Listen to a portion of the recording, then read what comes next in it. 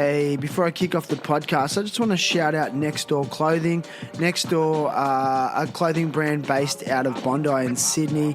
They're making really nice jeans and shirts and hats. So go and check out their full range at nextdoorsydney.com.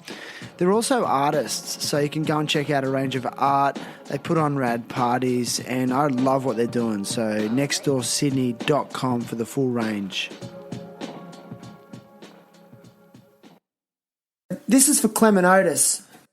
Terrible Happy Talks. Terrible Happy Talks. Yeah, good to be here, man. Whoa. Submissive dominant lifestyle. 3, 2, 1. Alright, let's do this. Today's guest is a skateboarder, content creator, and founder of Skateboarding Strength, Rehab, and pre-hab exercise programs. This week, he joins me from his home in Sydney, Australia, to discuss ways skaters can look after their bodies and stay on the board for longer and have more fun, maybe. In true THT style, I'll quiz him about his personal journey, experiences, challenges, and hopes for the future. Mr. Dan Bardallo, welcome. How you doing, mate? Good, bro. Yeah. Listen, we just was talking about like how cliquey skate communities can be, and I kind of want to start strong with you a little bit because I know you create amazing exercise programs, and I love your content, man. Especially as an older skater in his 40s, I'm clinging on to this shit, you know. But my initial question is, like, what do you say to the skate purist who says, nah, just go skate? Yeah, it's because I get that comment a lot, and it's an interesting one as well. And you know what? Like I don't think a lot of skaters appreciate just how brutal skating is, right? Because a lot of the time, you'll see it a lot more with older skaters when they pick it up when they're older, which is essentially what I did. And I've got a really a big appreciation for just how brutal it is, because when a lot of skaters pick it up when they're younger, right, you can do so much more things and your body can cop so much more abuse when you're younger because it's what you've been used to. Like even pushing on a skateboard or popping the board, it's a big deal, right, if you're deconditioned and detrained. But when you're younger, you're exposing yourself to those things. Like you're always running, you're sprinting, you're changing direction. You have so much more access to range of motion, and your tissue has so much better capabilities of like being able to contract and release. And so when you jump on a board at a young age, you're just like, it's just so much more natural to throw a board down and just start practicing. And in that case, it's a beautiful thing. It's like, yeah, man, just go and skate. When you're young and you pick up a skateboard, just go and skate and have fun and do it because you can, right? But it's a different story when you're a little bit older as well, right? Like if you've had I've had a lot of guys that have had long layoffs, right? They used to skate when they're younger, had a big 5 to 10 year layoff, you know, life got in the way, family and work and that. And then it actually quite happened a lot throughout COVID with people like, I'm going to start skating again. And you realize quickly how much like you need to tune your body just to even be able to do the simple things like rolling around or just popping the board a little bit, right? Like it comes at a greater cost, and that's when I think a lot of guys really start to get a more of appreciation of how much of a toll it takes on the body. And that's where I think a lot of guys are starting to look into that this stuff now, and that's where I kind of start the conversation with them. A lot of skaters that I've started to help need to come from a place of need, like it needs to come from a place of like they're injured or skating is potentially at the point where it's getting taken away from them because they've accumulated so many years of injuries. So that's been my big entry point with skaters to enter that conversation, you know, because I can put performance programs out there and that I know is going to help them massively, but until there's almost like a sense of pain with skating that they're seeking this out, which usually comes around injury, they're not even open to the conversation, right? So I usually don't tend to enter that conversation until there is a real need for it. So that's where I kind of start. So it's mainly older skaters that are approaching you, or are your programs designed for older skaters in mind? It's just designed for everyone, and like the latest program, I really wanted to be able to encapsulate being able to get the guys that are pushing on the higher end of performance, and then the skaters who are potentially just looking to get back on the board and cruise. The young guys definitely kind of aren't really there yet, because they're just like, they're young, right? They've got no care in the world. They're springy. They just bounce back so much easier. And for those guys as well, right, it is about just go out and have fun on the board with your friends. But I do get a bit of a mix of everything and everything in between. It usually starts with injuries, and then once they feel better from that injury, they're like, where to next? And it just then it comes into this more consistency of training and feeling good to be able to skate and enjoy skating, because the other thing as well is you get a lot of skaters that they skate, but they don't really get to enjoy the time on the board, because they're always like, there's so many things that they're working around, like, and you hear their language when they talk about it, like, oh, I don't do that anymore, or I can't do that anymore because this or that, and they're just working around so many different issues, and it's like, it's not actually that necessary if you just went and tried a couple of these things, like, I'm not trying to turn you into a gym junkie or anything like that, but it's just like, if you just incorporated some of these things, it would make so much more of a difference in terms of your quality of time with the thing that you love, which is what it's kind of all about for me, right? So yeah, it's a juxtaposition to traditional skate culture of like, skate hard, party hard, go hard, thrash yourself. And I think for me, as someone who started skating, I started skating in 1988. Like, I had my first skateboard when I was 12. And it's like, so when I hear about skate coaches and the Olympics even, I was that guy going, fuck this and fuck skate coaches, and they got nutritionists and shit. But then I'm like, hang on a second, I want to be skating for as long as I can. And I just maybe need to adapt and pull my head out of my ass and go, hang on, the game's changed. And skateboarding is really fucking hard. It's one of the most hard activities that anyone can do. So it really makes a lot of sense to me. And I love the content you're producing. So I guess I want to just delve a little bit into your background. Firstly, I want to ask you, like, what's your worst ever injury that you've had personally? It would have to have been. It's funny. It would have to have been when I decided to go all in, like as in all in with Skateboarding Strength. Yeah. About 3 weeks after that, I dislocated, fractured my elbow, and tore ligaments off both sides. I just completely totaled it. And so I had to have surgery on that, and that was actually the hardest thing, was the surgery, because, to be honest with you, I dislocated and everything on a Tuesday at the skate park. I actually put it back in myself. It just kind of fell back in. But then I went to the hospital. I was there all day. Surgery was booked for Friday. But by the Thursday, I felt quite good. I was in like these little half casts, and I'm thinking, I'm going to shit this in. This is going to be fine, 6 weeks or whatever. But I didn't understand what surgery was and what they were going to do. And so I went in for the surgery on the Friday, and when I got up and my arm was so big, like I couldn't move my arm past this, like I couldn't do anything with it. I was sleeping on the couch for about 2 weeks because I couldn't get comfortable in the bed in any position. So I'd have to sleep sitting down on the couch.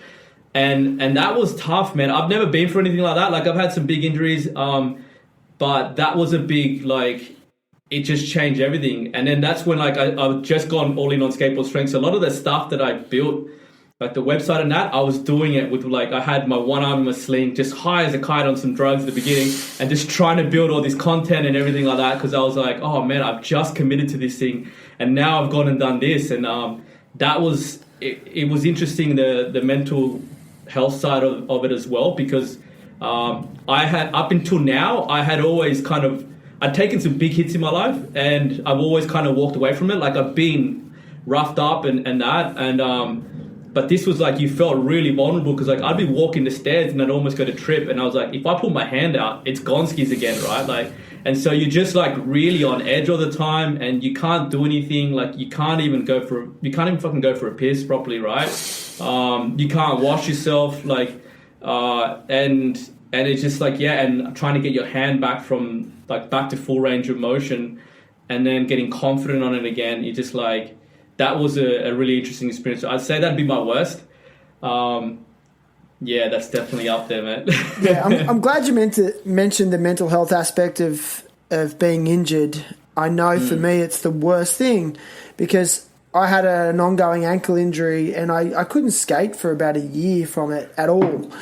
And yeah, the mental health aspect was huge. I was like, I would do anything to get back on my skateboard, just to even roll around would have been a miracle. So I guess like another question I have for you is knees and ankles, right? They are the biggest problem for skateboarders, I think.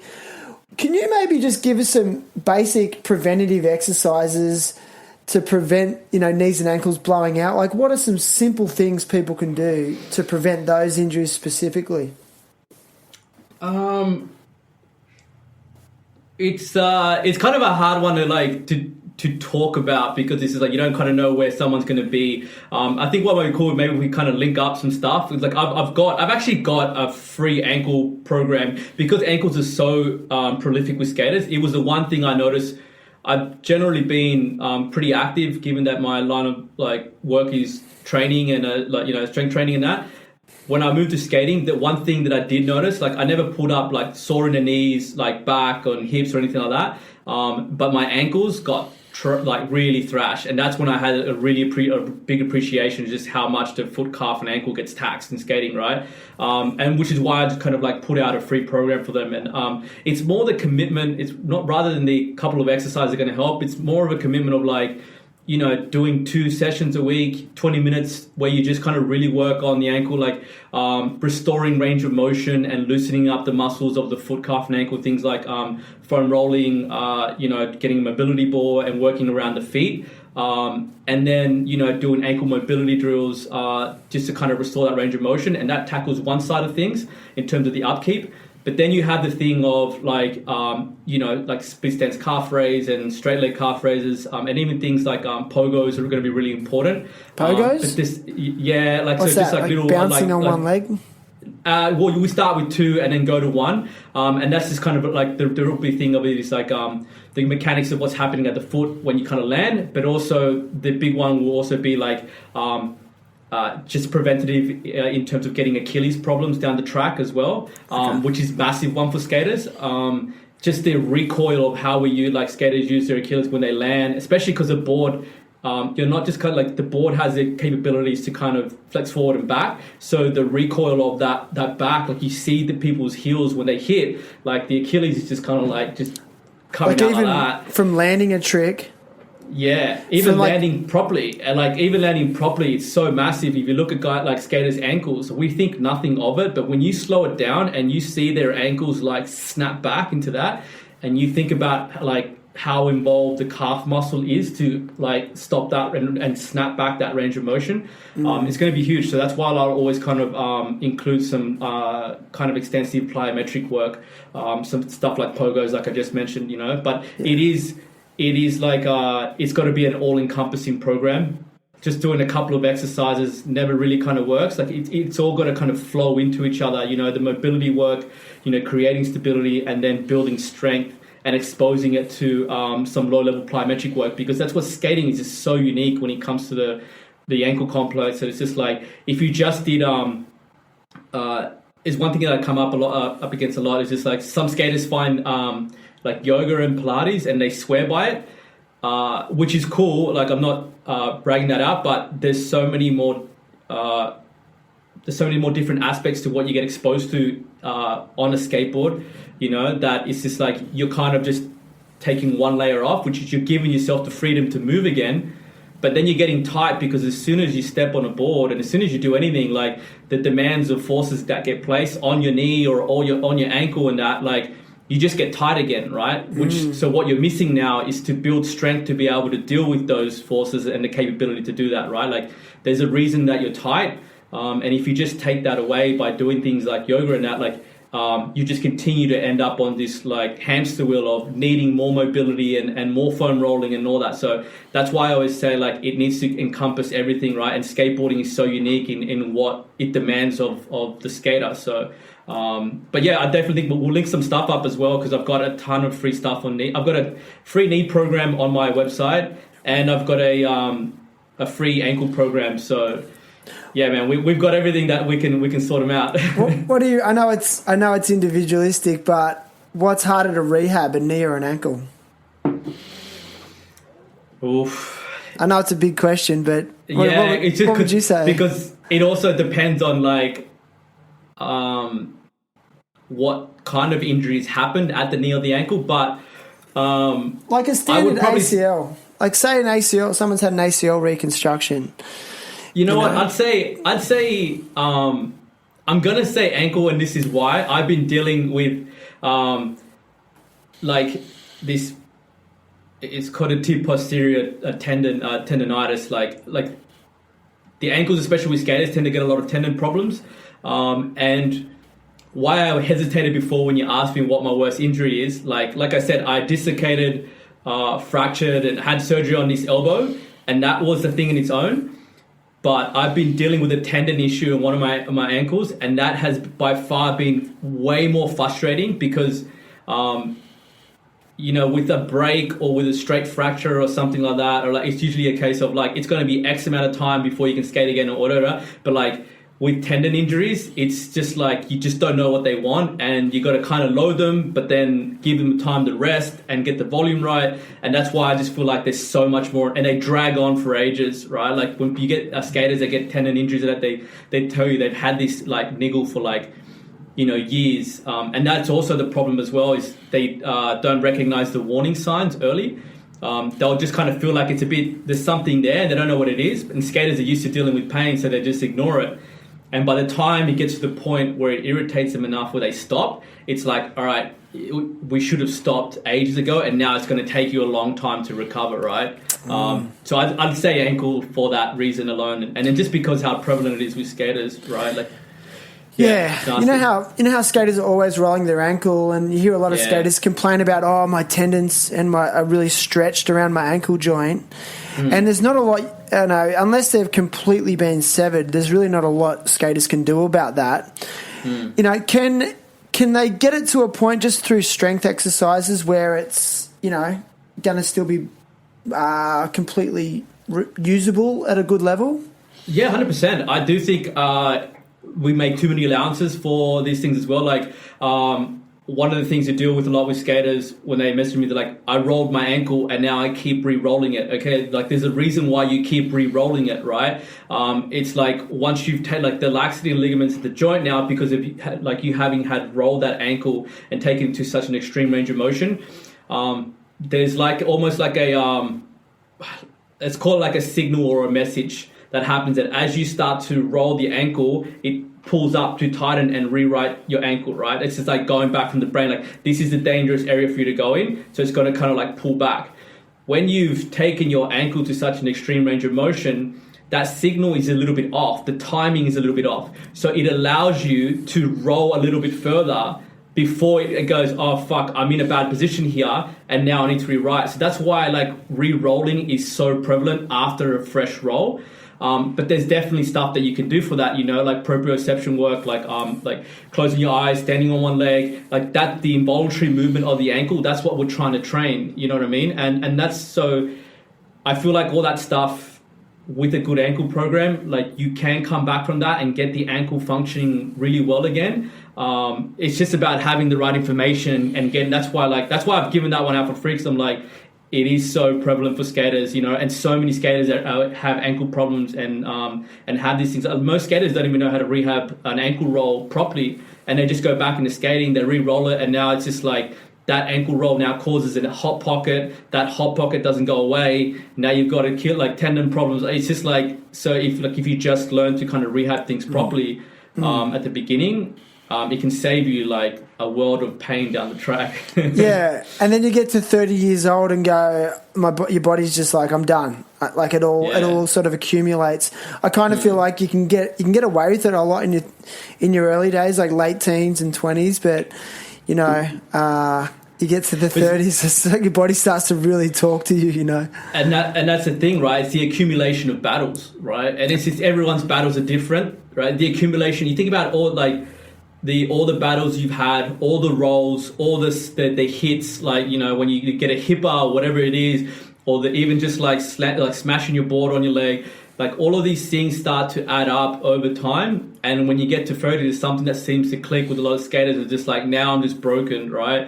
And that's the time when a lot of guys start to think, all right, I just got to hang it up because I can't do it anymore. And it's just like, well, there's something else you can try, right? Like, if you're open to it, you know, that is a sad thing to see. Like some skaters, even at that point, they're not open to trying something different. And it's like, man, it's going to cost you what you love, and or it can give you what you love back. It's just like, you know, 45 minutes twice a week, you know, and some, you know, let's just get you warming up properly now again, and, you know, doing some prep work in the evenings whilst you're watching TV, and like it can just change your entire outlook and allow you to kind of love skating again and feel good. But yeah, like I said, some people are open to that conversation and some people aren't, and it's just like sorry to cut you off, but have you copped that negativity? Have you?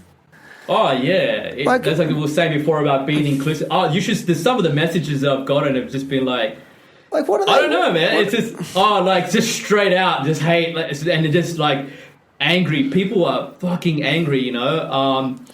And then like it is interesting because I'll get messages like that, and I'm what's the criticism though? Like, what are they saying? Like, you don't need training to go out and skate. You just need to go out and skate, right? Okay. Like we said it before, it's all that, right? That's the common theme, yeah. That's the common theme, right? Like just go out and skate, but that usually comes from people that have been skating since they were young, for one thing, right? And you know what's even funny as well? The guys that get really vocal about that as well are also usually at the point where their body's broken and they're not doing much skating anymore. They're just sitting back at the park smashing beers, right? So it's just like you're not actually skating that much because you're broken, but you're very vocal about not needing to train because, you know what I mean, all you got to do is skate. It was just like, the dude, you're averaging about 10 minutes on your board a week, right? So it's just like, I don't know, it's just some people get really angry about it all, and it's, for me, it's just been a case of like, I just don't want to interact with it. Like the stuff I'm putting out, majority on my internet, on my social account, like I would put out like,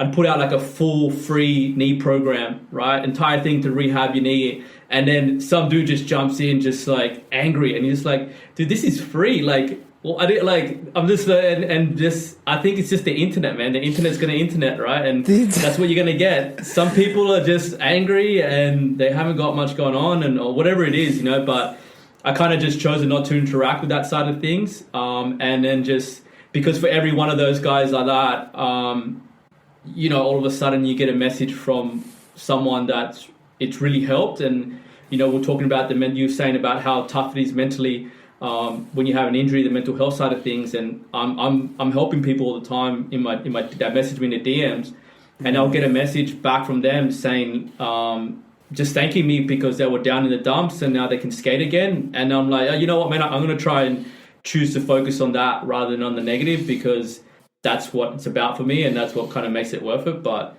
man, there's some angry people out there, dude. It's weird. I was going to say, do you read comments?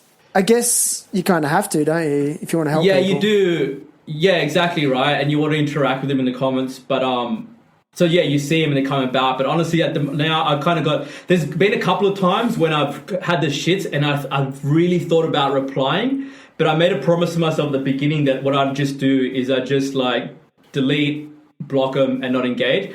But sometimes I've had a really shit, or not that I've had a shit day, but like I've just spent like maybe an hour and a half, 2 hours of my own time like messaging people and sending them free programs and stuff like that, and helping people, and then I'm busy and whatever it is. And then you get a message like that, and you just feel like fuck you, motherfucker. Like, and then you want to go back at it, but I'm just like, do you know what, dude? This person's just got a lot worse going on in their life. Like, if they're sitting there so hateful on a comment thread on a social media, on anyone's social media account, right? And not just mine, but like if you're willing to go there, it's just like, you know, man, just let it go. And coincidentally, whenever something like that happens, I'll get like a really nice something happened. Like, it was just something that kind of like happened recently. It was just like I'd gotten one of those messages, and then like the next day it was just like you know Felipe Gustavo? Yeah, dude, he messaged me and I was like so starstruck, and he's like, hey man, he's like sick. I'm like, oh fuck dude, that's nuts. Like, I was just like so pumped. I never thought, someone like that kind of be following me. And like, I've spoken to a few of those guys since, and that's what I mean. Like, that happened to be the timing. I had gotten a really nasty message like one evening, and then the next morning I woke up to just a really like nice message from Felipe, and I was just like, fuck, dude, that means the world to me, because it's just like, I'm like, all right, cool, man, just keep doing what you're doing, ignore the bad shit, and just focus on the good that's kind of happening, right? So it really surprises me, because I just see you putting out really positive content, just trying to help people. I can see that. It really resonates. And I do see, like, I've actually been doing some of your exercises just that you've been putting up on Instagram, Yeah. And I'm like, this is free information. Like, I'm learning. And I guess my next question is, like, do you ever get criticism from experts such as physiotherapists or osteopaths? Are they looking at your content going, no, that's not right, shit like that? No, not really.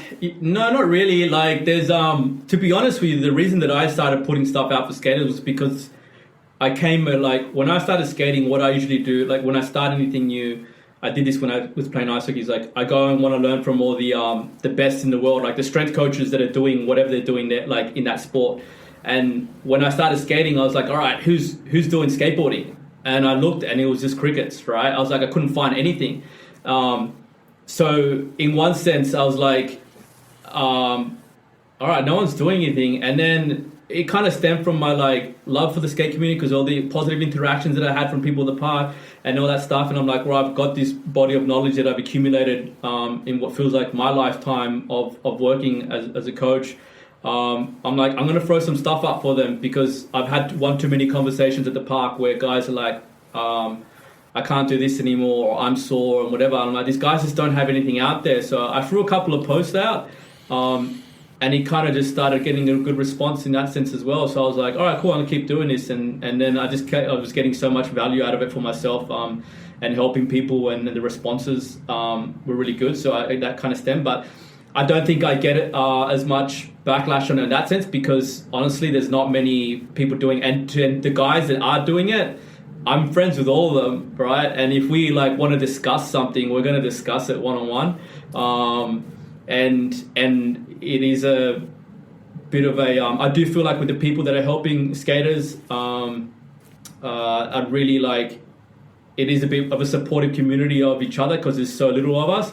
And so we just try and hype each other up as well. And if we have something we want to talk about, or something we don't agree about, it's more of a like, we'll be messaging to like ask each other about this exercise or that or whatever it was. And do you know what I mean? Because we all can kind of learn from each other. It's not about one person having all the right answers, because it's never like that at any time, right? If someone wants to drop something about my exercises or something in the comment section, then let's have that discussion, because I'm all for it. Like, it doesn't really, so like you're open to feedback. Yeah. And I was going to ask you, so what's your background in terms of, coaching, physical therapy, things like that? What have you done? So I'm a PT by trade, which means something different in everywhere you go. Like, so personal trainer by trade here in Australia. But I've been training people for like, I think 12 years now.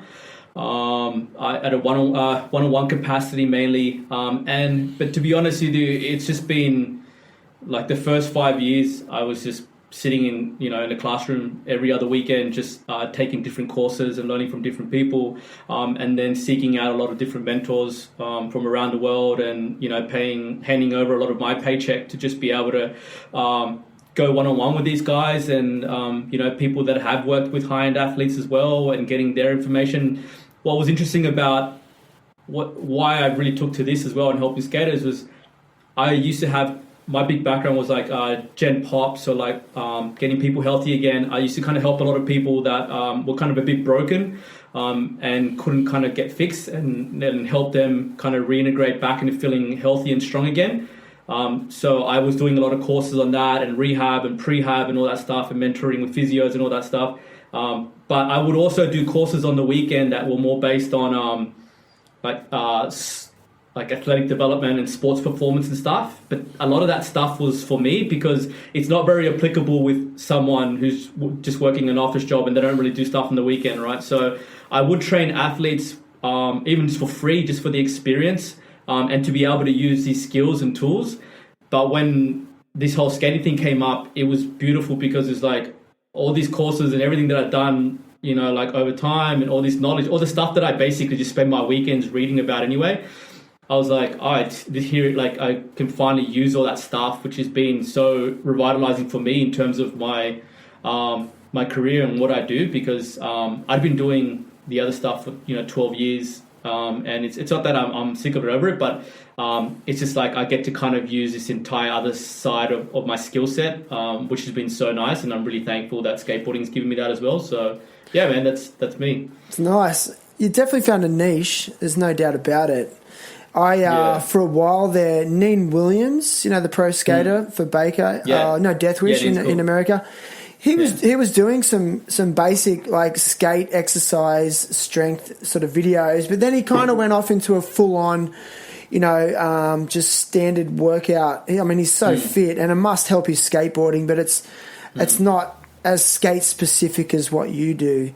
So then when I seen your stuff popping up, I was like, this is rad. Like, this is definitely what I need personally. And my friends that I skate with that are in my sort of age range, the amount of times I've heard someone say, oh, I can't do that anymore. I say it all the time. It really hurts me, because it's like, I think I can. It's just a bullshit excuse, but I really think it stems back to not having the confidence in my body. Everything's still working. I just don't have the confidence. And I think when I do these strength exercises, I feel my confidence levels sort of rise. And then that links to the sort of the mental aspect. And then I'm more inclined to push myself and throw myself down that set of 3 stairs. Yeah. And it's like, I was speaking to one of the skaters I trained one-on-one here in Sydney. And we were helping him with his ankle. And he just this week after, and there's the other thing, it takes a bit for all this stuff to start working and set in. And he was like, man, I'm feeling a lot more comfortable, a lot more confident on my ankle. And it made me realize how not confident I was on that ankle and how much it was affecting my skating. Because every time I'd go to pop or to do something specific, right, like I'd have it in the back of my head and it would make me hesitate, right? And like skating moves so quickly, like everything you do is off a quick snap. And in that moment when you snap, like, and you make a decision, if you have it like even an ounce of hesitation because, like I'm still protecting that knee, or I can't fall on that wrist, or you know what I mean, that ankle's funky, like it can really affect the outcome of what's going to happen. And that's when like you can really add more damage and more danger to you, right? Because confidence is everything in skating, when you feel confident and you're in flow, like that's when you do your best skating. And when you have that hesitation, that lingering thing of like, I got to protect something, it forces you to make decisions based off that in the moment. And that can be really like, that's where it can really be dangerous for you as well, right? Yeah. How important is diet in regards to rehab? Hugely important, yeah. Why? Because like, so the misconception that everyone has is that like the exercise is what makes you better, or like when you exercise, like the stimulus, but it's actually the recovery from your ability to recover from that exercise, right, is what creates the real change, right? The exercise would be the stimulus, right? But if you can't recover and then adapt, and then when you adapt stronger tissue, stronger movement patterns, whatever it is, that adaptation happens in the recovery period. And the biggest thing towards recovery is going to be things like your nutrition, things like your sleep, right? It's really simple things that people don't take into account how important it is, right? Because, everyone wants to reach for the Theragun or the compression pants and stuff like that and thinking that this is recovery. It's like, dude, are you getting 8 hours sleep a night? Because without that, the compression pants and the gun don't mean jack shit, right? Are you getting the right amount of food in a day to fuel the recovery process so that you actually have fuel in the tank when you go out to skate? But then also all the exercises that you do, to stimulate the rehabilitation process for this injury, like it's being facilitated, like so that you have enough food in the tank to be able to facilitate that recovery process, right? I'm not saying that like the all the tools and everything that we can use aren't useful, because they are, but it's like we need to kind of really sort the basics out first, because they're going to be, I actually put this in my PDF, like it's like they're going to be the 9 clubs, right? They're the big bangers. They're the ones that are going to give you the biggest result. Like the sleep, your nutrition and like those things, right? Hydration. And then hydration, it's another big one that people just like, dude, like, have you drunk any water today? All right, let's start there, right? And it's just like, oh, I don't have that headache anymore. And I'm just like, yeah, man, you fucking like, what did you expect? And skaters though, man. We're yeah, rebels. right. And so you can just really change someone's, not only their recovery and in terms of their rehab, but also their performance day to day, like their life really, right? Like not even just skating, but again, right? How much fun are you having when you're skating, when you have energy in the tank, when you can feel like you can skate for hours and feel good, and you're not bottoming out afterwards as much, right? And that's where nutrition and that stuff really plays in. What do you say to skaters that like to drink beers while they skate? I try not to, I like everyone, right? Like no judgment? Well, no, not judgment at all, right? It's just like, hey man, you do you, right? But if you now are complaining about certain things, it's like, all right, now we need to have a conversation. And that conversation, it lies in the scope of what someone wants to give up relative to what they want to achieve. There's no right or wrong, you know what I mean? Because in all of this, like everyone's different and everyone needs to live their own life according to the way that they want, right? So I'm never here to judge that. I'm here to facilitate, like, all right, how do you want to live? And then now I can kind of shine the mirror and be like, okay, you want to live here, but you're doing this here. Why don't you try a couple of these things and maybe it'll get you closer? And it's like, what are you willing to, in the yin and yang, what are you willing to give up in order to get a bit closer to the way you want to live, right? So it's like, you want to have a bit more energy in your sesh and be able to skate a bit longer and that. Okay, cool. So maybe instead of smashing, 10 beers, 5 days a week, why don't you smash 3 days a week, right? Or 2 days a week, right? Let's like, what are you willing to give up to get yourself a bit closer? And you may not get fully there in perception in terms of what you think's available, but you'll get closer and you'll be like, you know what?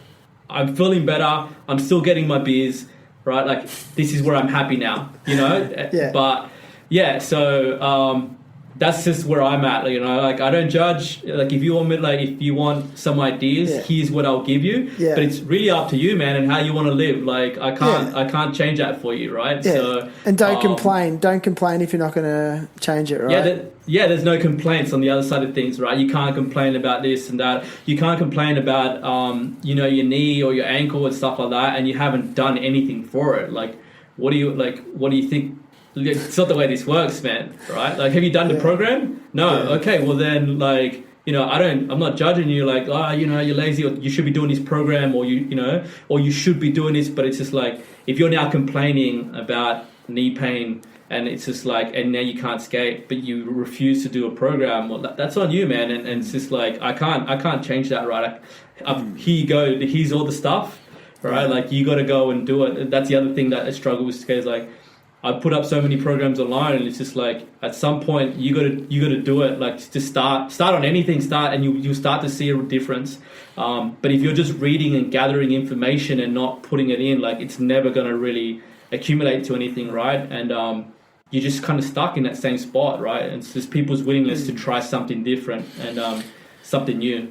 Yeah, I think what you're doing and this discussion around health and nutrition, it does challenge skate culture. Because skaters like to think that they're nonconformist rebels. I mean, I know I did. And that's actually what attracted me to skateboarding, because it's like I wanted to be an outsider. I didn't want to conform to the norms and the mainstream.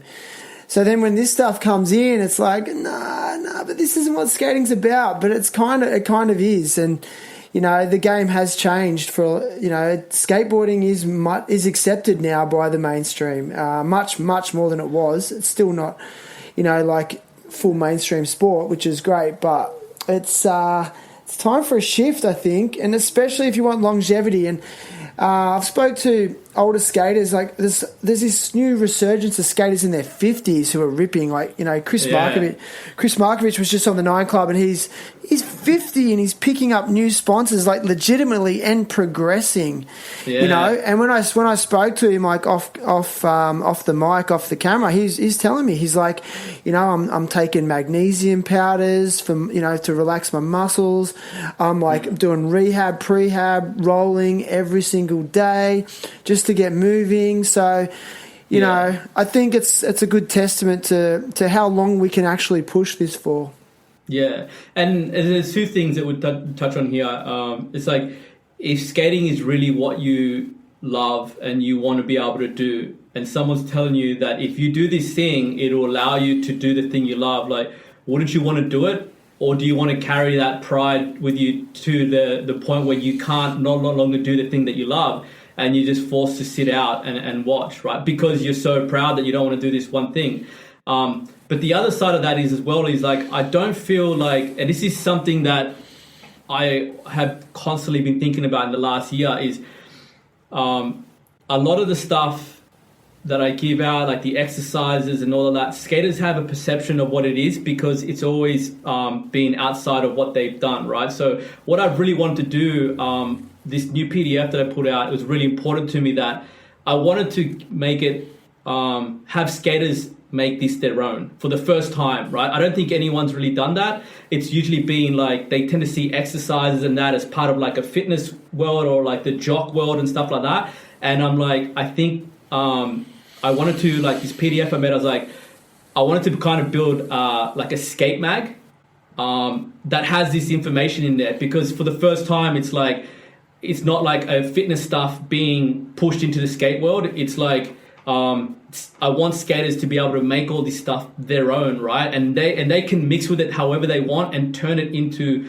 part of their culture. Like, they can do what they want with it, right? And make it their own. And, you know, like, I have a guy that comes and trains with me, a skater, and he's like, oh, I'm not gonna wear like shorts and fitness, but like, dude, wear what you want. He comes in his skate clothes, right? I'm like, fucking train what you want, dude. Make this your own. You don't have to, because this is exercise or whatever, have to come in like spandex or Lululemon shit or whatever, right? Like, you know, he comes in his what does he call them? The biggies, the jeans, these massive jeans and like beanie and that. He dresses like a skater, right? But he's just doing these exercises, and that's what's beautiful. Like, I love to see that, and that's what I kind of wanted to do. Is like, I want skaters to make this stuff that I give out to them their own, and make it like, you tell me how you want this to be part of your culture. Like, I feel like it's, up until now, it's been like really an outside perspective, trying to drop it into skating.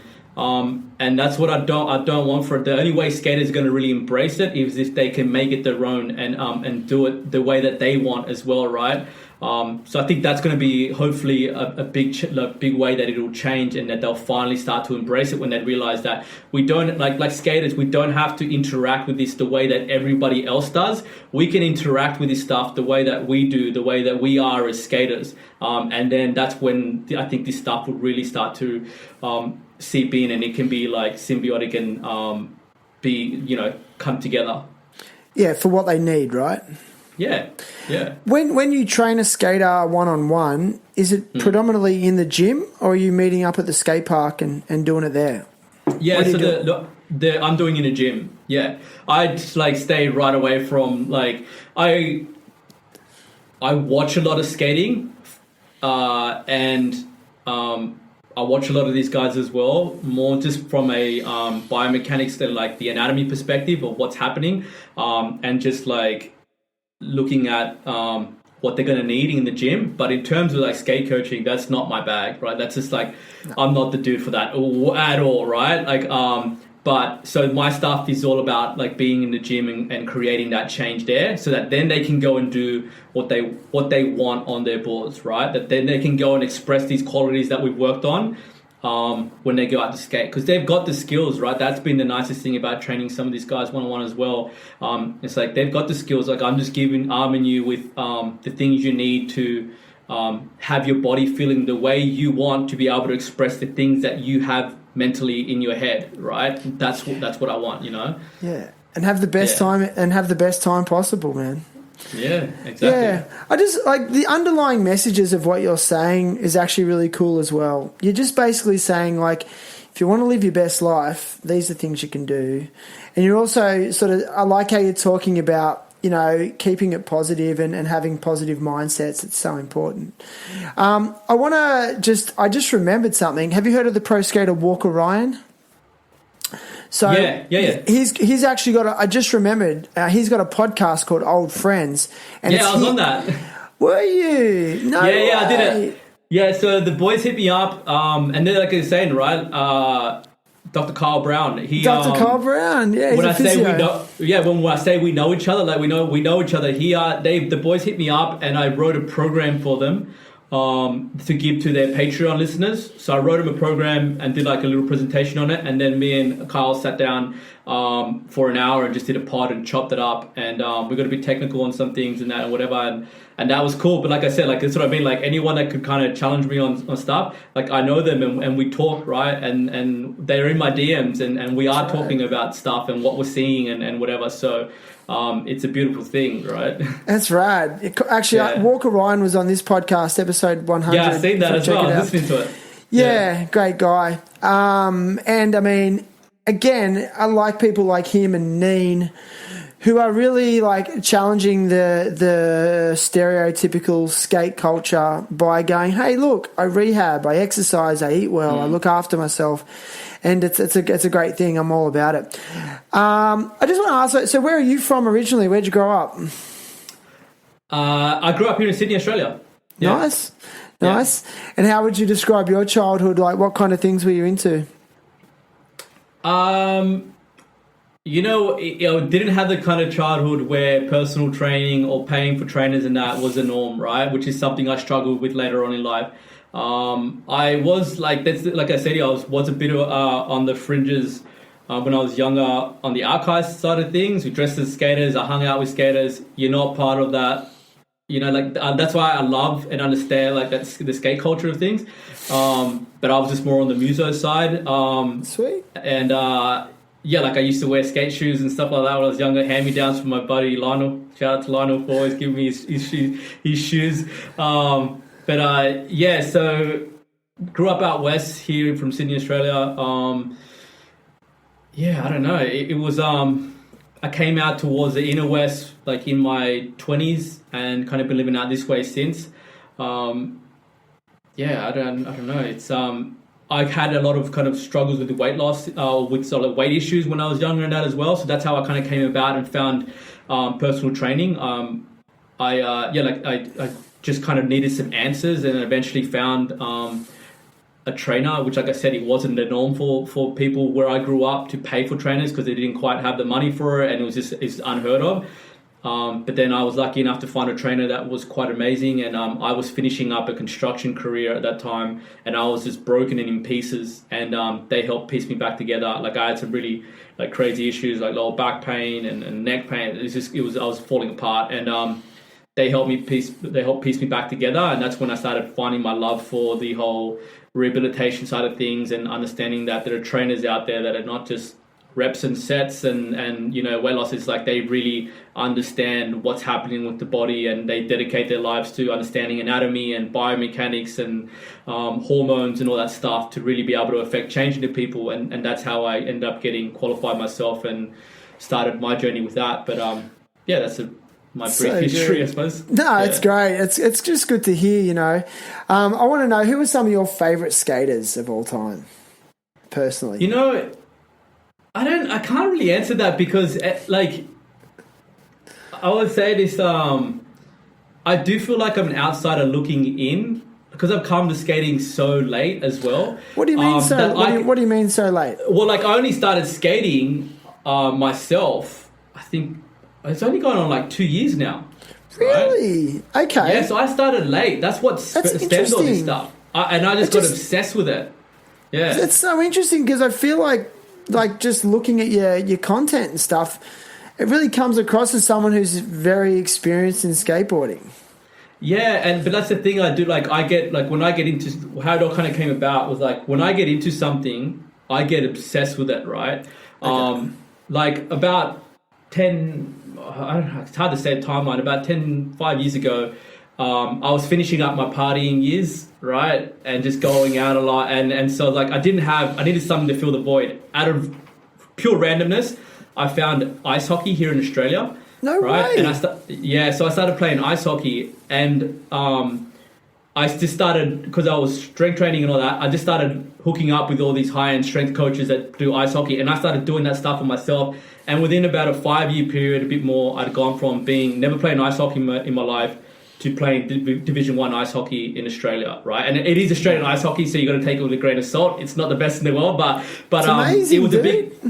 but it was a big achievement for me, right? And it was the first time in my life where I was like considered to be athletic, because before that I was just considered the fat slow kid, right? So that was really cool. But when that kind of finished, I realized what I got out of it was I need a project, I need something for me to work on, and I need to be involved in something like that. And that's when I found skateboarding, and I'd always wanted to like I said, I grew up in the skate culture, but never actually skated myself. And they were building Sydney Park down the road from me here during that COVID time, and I saw it getting built as I walked around doing the only thing you could when you were in lockdown, right?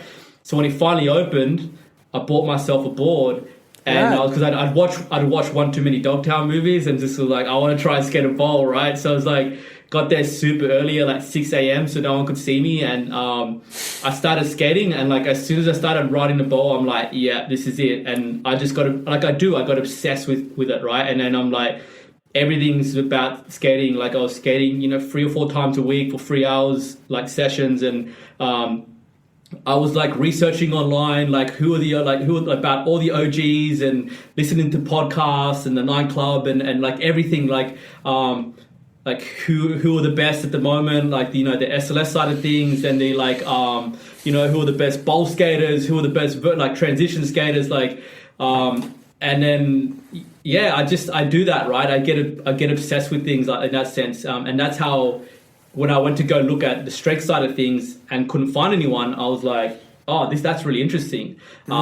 So when I get obsessed with things like that, like I literally will sit down at the park and watch guys skate and just be like really trying to break down the mechanics of what's happening when someone's skating and that. And that's how I come up with this content, because I've really just kind of put thought, like I'm completely immersed in it, and that's all I'm thinking about all the time. So you're coming at it more as a trainer who's into skating, not a skater who's into training. Does that make sense? So you trainer first, and then you're coming at it, and you're coming at it with these fresh eyes and really looking at the biomechanics of it.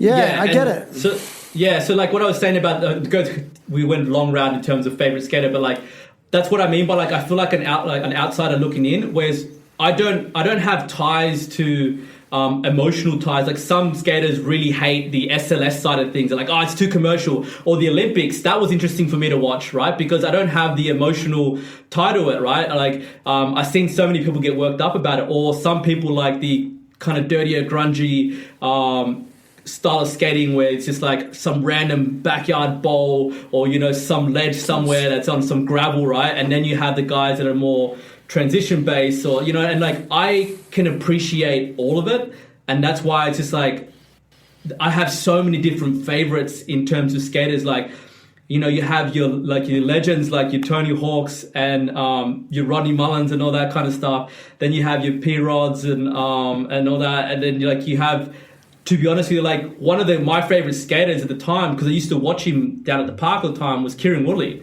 right? Which I think you've had on, right? Yes. He was one of the guys that made me want to start skating, and he's like I'd like to say he's like probably like not even half my age, probably a bit older than that. But watching him shred that Sydney Park bowl was something that was like, this is sick, dude. I got to try this, right? And I love his style of skating, and then I love the really technical side of things, like Felipe Gustavo style training, or like I don't know, I can just appreciate all of it. But then also like the skaters that I train, Ben Curry, Justin Schmidt, and Sam, I can't remember Sam's last name. Like, dude, like I watch their skating all the time. Like it's an honor for me to train them one-on-one in the gym, because like I literally watch their skating. Like when they post up a clip, I'm like, this is incredible, right? Like I just feel like with skaters, like I can have so many favorites for so many different reasons.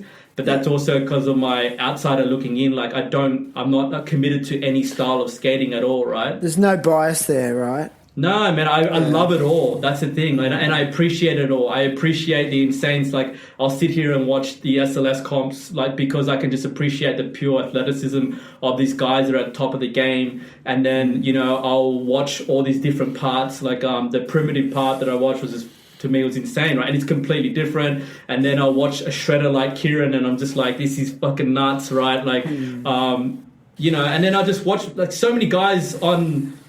You scroll through Instagram and there's like so many guys that you come across. I'm like, dude, that's my favorite skater right now, because this clip that I just seen of him is fucking nuts, right? There's so many cool skaters doing just the most insane stuff that don't get their don't get enough credit or enough play, because there's just so much of them. So for me, to pick a favorite skater is so hard, because I'm at the stage where I'm just like, I just celebrate all types of skating, and I can find so much beauty in all of it, right? So I'm just a fan. You know, I'm just a fan in general. Nice. I'm not biased.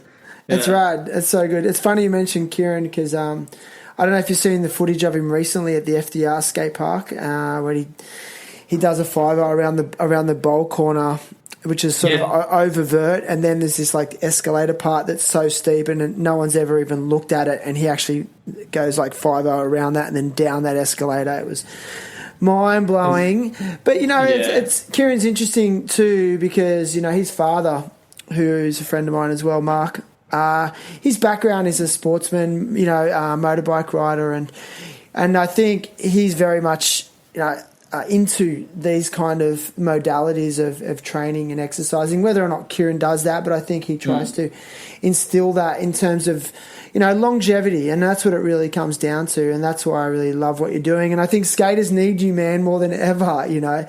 I guess, like, one last question I've got, with the onset of the Olympics, are you getting parents come at you saying, hey, I want my kid to be an Olympian, can you train him?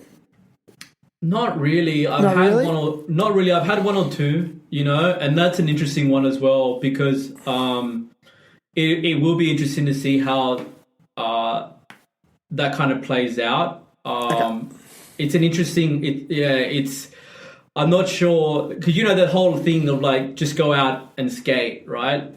When kids are young, sometimes that's all they need to do. And, you know, like, at some point, it should be fun, right? And I have seen parents at the park really pushing their kids to kind of work certain lines or certain things. And it's just like, it's such, like, I think it's just because they don't understand skateboarding is such an expression of what you were doing in the moment, or what you want to do. And if you're being forced to do something on a board, it just changes. And like, you don't have the confidence there. We talked earlier about hesitation, right? If you're hesitating about something, it's something that you don't want to do, right? It's going to be interesting to see now the dynamic and how it plays out, of kind of where parents sit in terms of pushing their kids to start this stuff. I think at a certain age it would be cool, but I've had a few parents message me about really young kids, and they're like, oh, what tips do you have? And I'm like, get them to do something other than skateboarding. And I know that sounds crazy, but what they're finding a lot now with young athletes is when a kid becomes hyper-specific to one sport really early, right? By the time they get to the point where they should be peaking in athletic ability, their bodies are just done for, because all they've been exposed to is the repetitive motions of that one sport, right? If you really want to increase a kid's athletic ability, get them to play different sports. Don't worry about coming and doing strength training too early. Just get them to play, you know, like whatever it is, soccer, football, you know, tennis, like just get them to do a range of things, right? It's not saying that, you know, they just need to give up skateboarding together, but just expose them to different movements, right? At that age, they're pliable. They'll adapt really, really well to things, right? Just get them to experiencing. And honestly, the things that they bring back from trying different things to skating, it's going to be way more beneficial than doing, you know, specific training at that age. At a certain point, you know, when they're hitting, you know, maybe the teens, start implementing some strength training. If they really all of a sudden decide, this is what I want to do, and it's the kid deciding this is what I want to go for, and I want to be an Olympian in that, now we can talk, because there's also a really nice age where if you can grab a kid in their teens and lay some foundation work, right, like it can really skyrocket their performance later on. But at a young age, anything, you know, younger than, you know, the 14 and 15, man, go out and play, go out and have fun. Don't make it serious for them, you know. So I love that you're saying. I'm so glad you're saying that, bro. There should be fun. But it's funny you mentioned that as well in terms of doing other sports, because growing up, I used to play soccer and skate. And then all my other friends were the same. And like some of the best skaters I knew played soccer as well as skateboard. And I think, you know, there's something to what you're saying there. So, you know, 100%. Yeah. Whew, listen, man, lots of info to process. It's been epic. So how can people, you know, direct us where people can go to, you know, have a look at a program, access some of the free stuff that you've got to dip their toe in with it? What can we do? Yeah, so skateboardstrength.com, if you look in my blogs page section, I've got a free knee pain program there. I've got stuff on back pain. I've got food stuff in there, and that's all free for you to have. Take whatever you want. If you look on the page as well, there's an ankle program that's for free for download. And that's like ankle rolls, you know, Achilles program, but also like, you know, like it's just basically I've covered everything. Also even other things like that. It's got like full videos and articles on understanding pain, how to manage pain as a skater, and recovery and stuff like that, and reintegrating back into skating after, you know, a big ankle injury. Tests, like that's all free for you to have. And then also I've just released a program where I've kind of that's kind of more delivered in an app, and it's like, you know, programming and then also injuries where we do everything from ankles, knees, hips, core, back, I think it is, neck, wrist, and like it's basically like a 15-minute lecture that you watch on your injury, and then here's the program that you can go and do to fix whatever. And then also nutrition side of things, there's heaps of videos, and there's that PDF that I was saying to you about where I wanted to kind of build something that's like it's like a skate. I wanted to be like a skate mag for skaters, but just have all this info where I can give out to them, because I wanted it to be for the first time a coming of the cultures. Whether I've done it or not, we'll see. Well, what do you mean? Like it's like you writing articles? So it's just a heap of it's heaps of articles and videos. I've done articles and videos as well. Okay. So it's like whatever you want to do. If you wanted to be able to watch the video or you want to read the article, and it's just 100 pages of like all different stuff: recovery, nutrition, injuries. Like an ebook. It's an ebook. Yeah, it's an ebook. Yeah, so it's just like, and it's just that was a lot of work, that one. Sounds like it. Yeah, so I kind of want to pick your brain a little bit about just generally being a content creator. I mean, I think it's amazing content. It's really useful, relevant content, and you found an amazing niche. I mean, it looks simple to look at, but how much work do you put in? Like, how many hours are you spending creating this content per week? Oof, that's a tough one. Some posts take a lot longer than others. I'm constantly I'm constantly writing. Like I'll sit in the mornings and write specifically for it. I read there's a book on it called The War of Art that's really cool, where he talks about being a professional and actually sitting down and writing. So I'll sit every morning and write down content and content ideas and try and expand on that. And then after that, there might be stuff for me to go and research and that. So like I do dedicate some time every day, but some days, you know, there's not much to write, but I'll sit there and nothing will come out. But it's just like it opens the door for the time the things do come out. But I'm always constantly thinking as well about stuff, so it's hard to put a timeline on how long it takes. But the actual filming and that as well, again, can vary depending on how complex the post is going to be, and then also the time that I've put in it in the past. Learning, like I'm the worst with technology. Like I'm not a tech guy. So anything that you see me do has come off the back end of some really hard lessons learned and a lot of like frustration, like so bad, right? Like, and I've made so many mistakes, so many like brutal mistakes that have cost me hours. So if I do a post up quickly now, it's because it's come off the back end of like hours wasted, you know, like learning, right? So it is hard to put a timeline on it. I don't know, man. It is a kind of an all immersive into my life thing, as skating is and as training is. So it's just kind of, it's an all encompassing. It basically is my life now as well. The skating, training, content creating, like, it's just always there. So good, man. So if you scroll down in this episode's show notes, you'll find links to Dan's various handles and programs that he's going to provide as a, for free. Like the ankle one sounds like such a winner. I mean, this is an amazing free program. So scroll down, follow the links, and you can go and grab that stuff. Like, I encourage everyone to subscribe to what he's doing on his Instagram, because there's even like this, the reels on there. You can just get little gems of knowledge, and I'm just doing little things every day, and it's making a huge difference. So thank you, brother. You can find this episode on all the major podcast platforms such as Apple Podcasts, Spotify, iHeartRadio, Buzzsprout, Stitcher. But whatever platform you like to listen on, it always helps if you hit the subscribe button and leave a review. And the full back catalogue of every episode is on the terriblehappytalks.com website.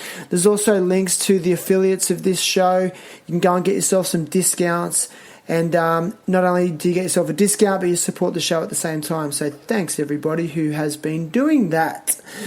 Now, listen, Dan. Let's just leave on one thing. Can you just give everyone out there maybe 3 warm-up ideas as a bare minimum to warm up before a skate? What can the average skater do, or anyone do, as a basic warm-up just to get the ball rolling before a skate? Yeah, the big one is that I see is don't look to send it too soon, right? To like that's the biggest one. I've posted about it as well, where it's just like, don't scale up too quickly, right? Like, it's the accumulate. Like, skating actually needs to be part of your warm up.